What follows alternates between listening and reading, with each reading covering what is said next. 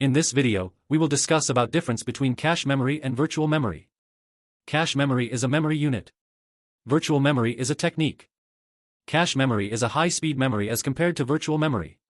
Virtual memory is a slow-speed memory as compared to cache memory. The size of cache memory is less than the virtual memory. The size of virtual memory is greater than the cache memory. Hardware manages the cache memory. Operating system manages the virtual memory. Cache memory increases the accessing speed of CPU. Virtual memory increases the capacity of main memory. No mapping method is used in cache memory. The mapping method is used to map virtual addresses to physical addresses.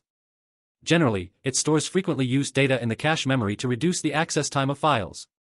The virtual memory keeps those data or programs that may not completely be placed in the main memory. Cache memory reduces CPU utilization as tasks are processed faster. Virtual memory increases CPU utilization by enabling multitasking. Cache memory enhances speed by directly interacting with the CPU. Virtual memory is slower than cache memory due to reliance on secondary storage, hard drive.